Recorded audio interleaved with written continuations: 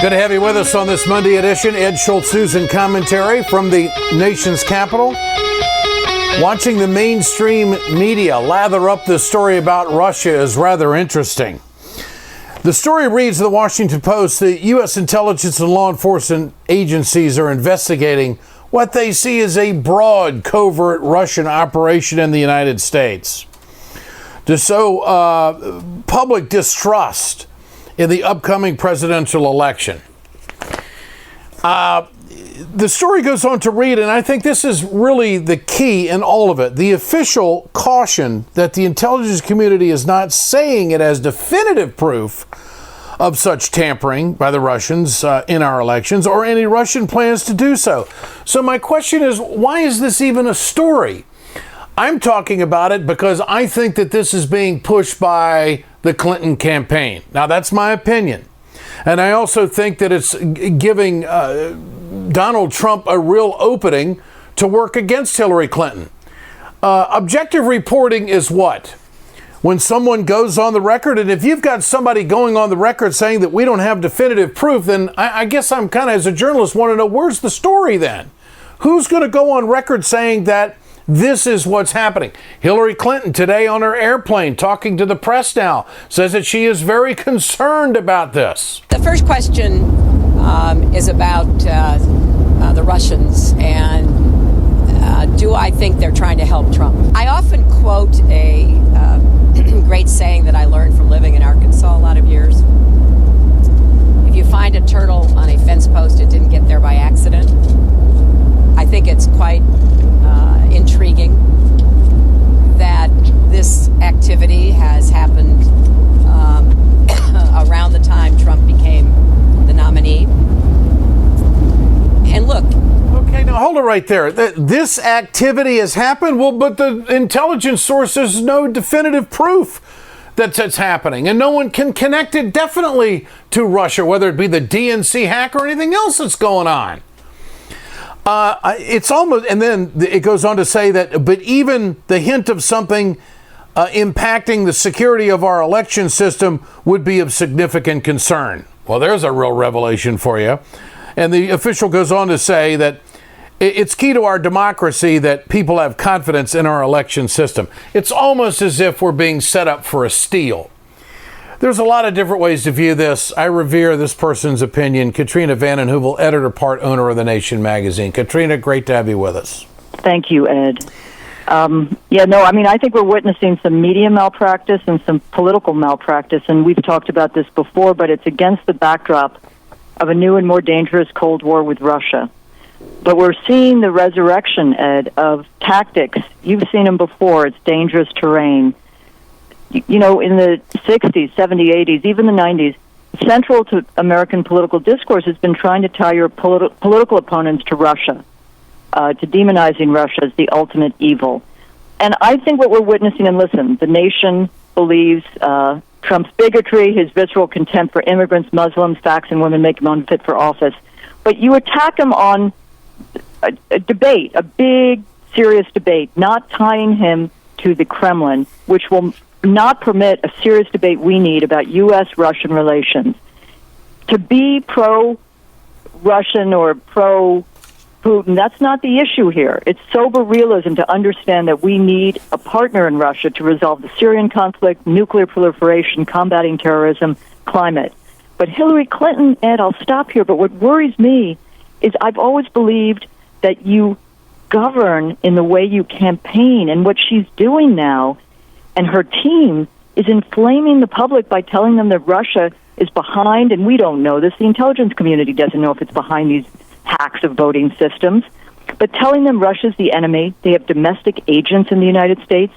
Anyone who's a critic of the Clinton campaign may have ties to Russia. This has dangerous long-term implications for, you know, how the American media, the American people, the American government are going to work with Russia, expect the U.S. government to react to Russia. And, you know, the fair-minded independent voters who don't have a dog in the fight just want a leader, just want someone to steady the ship for America and be in a progressive nature to move the country forward. I don't think this helps her a bit. And the latest CNN poll shows independent voters are starting to swing towards Trump in a pretty sizable margin, 49 to 29%. Now, you know what I think, Ed? I think it's so true. I think, there's this view that I think this is an elite discussion, alarmist, fanning the flames. I think millions of people out there, they don't feel they have a dog in this fight. And I think what we're seeing is a failed bipartisan foreign policy, the elite failing to reckon with their own responsibility in creating a situation that led to Trump, and this ginning up of these alarms is deflecting attention from the big, serious debate we need. I mean, we got a rigged, political, corrupt system, and we're not having these big debates. Instead, it's about Trump and Russia. And here's what I don't understand, Katrina. This is going to get the attention.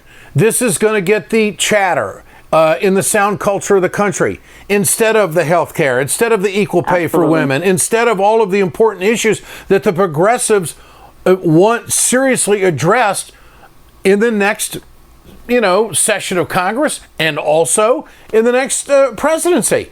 This country, Ed, you talk about this every day. This country faces serious challenges, and we need a big debate about real things. Now, I don't trust a lot of the polls coming out, but there's a poll out today showing that Hillary Clinton's not getting that bump coming out of August. And part of it, I think, Ed, is that she hasn't been able to make the case to the Obama surge voters, to the base, that they need to show up to vote for her.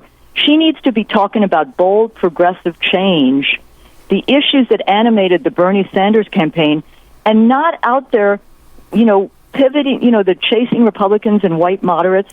If I have to read about another neocon signing on with her campaign, these are people who brought us the debacle of Iraq. Yeah. We need a different politics. We don't need a new Cold War politics. Not sure what it is in the water that is leading her to double down. And, finally, Ed, one thing that just makes me laugh, if not weep, the talk about the integrity of our voting system, right? Mm-hmm. Come on. I mean, the real threat to our voting system is the Republican assault on voting rights, and also that we've never fully invested in securing a secure voting system. You got online voting, electronic voting systems are not secure. It's as if we don't really care enough about the reliability of our elections, and now we're going to blame the Russians?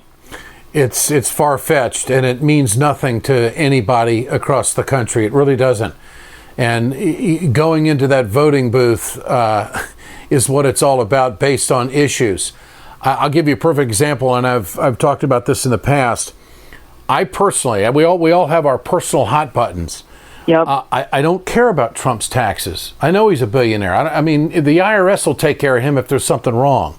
I really don't care about Hillary's emails. I mean, what I care about is, what are you going to do as president of the United States? I couldn't agree more, Ed. I mean, listen, healthcare is one issue. Bernie Sanders got criticized in, I guess, the first debate when he said enough.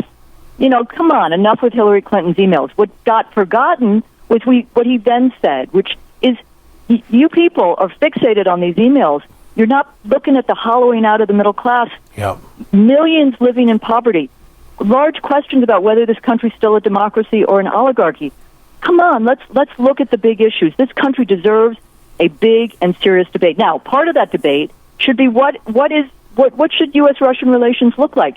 The moment you link anyone who says, "Hey, we need a new relationship. What's wrong with partnering?" You say they're a Trump supporter or they're pro-Russian. No, it's sober realism, and it's for the sake of national security and this country's future that we think anew. Yeah. We don't need new Cold Wars with Russia, with China. That's not what people in this country seek.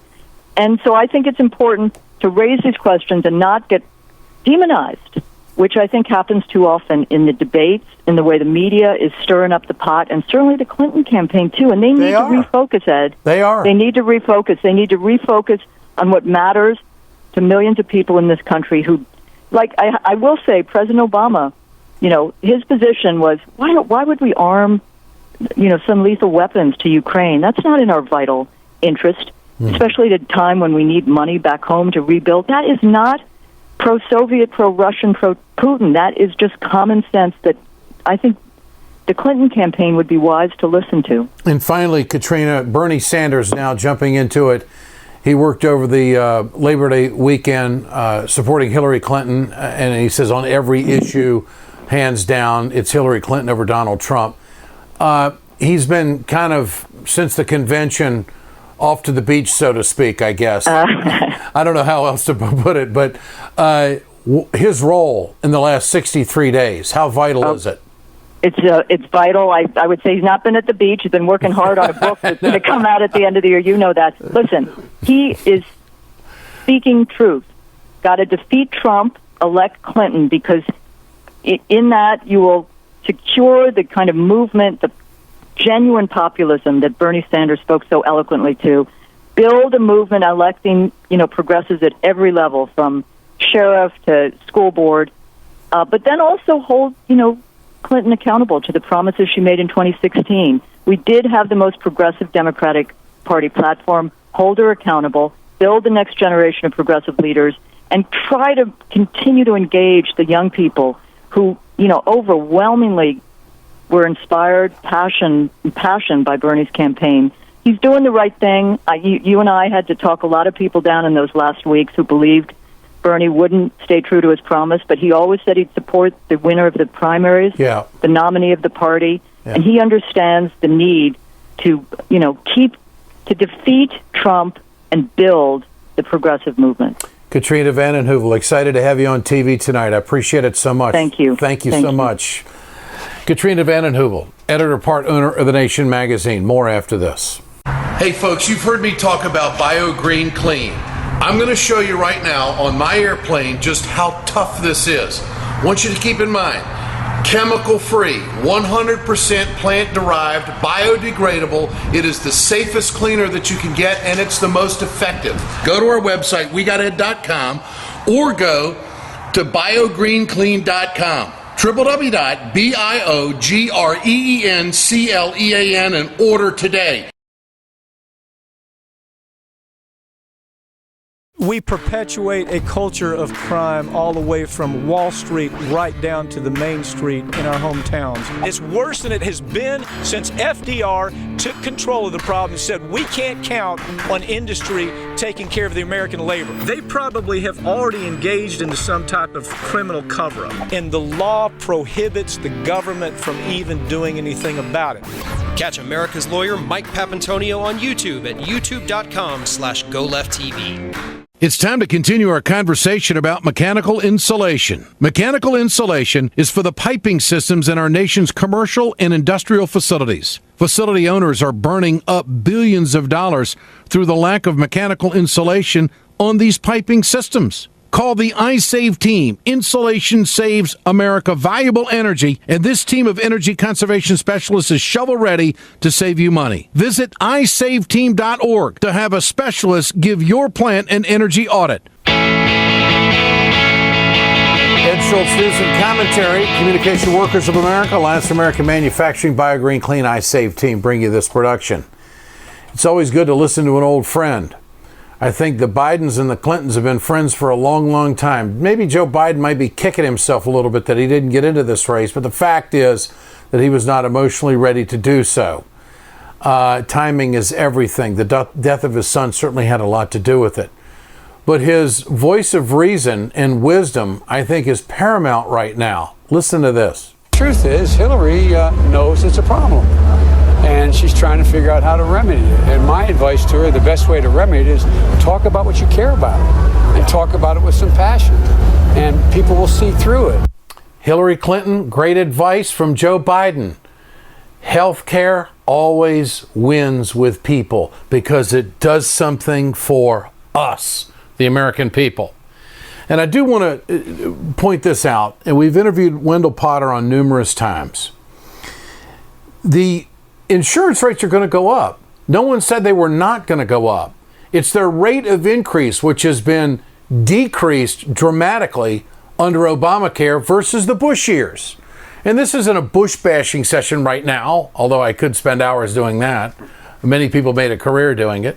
The point being here is that we had to do something to get more people involved in the healthcare formula in this country to bring prices down, and that's what's happened. I want to know what round 2 is. I don't care about Russian involvement in this election because I know how I'm going to vote. I'm going to vote for somebody with the issues.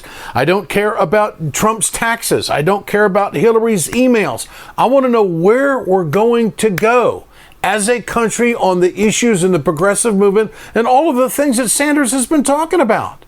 The things that Trump won't talk about. He has no plan. Ed Schultz, News and Commentary. We're back tomorrow.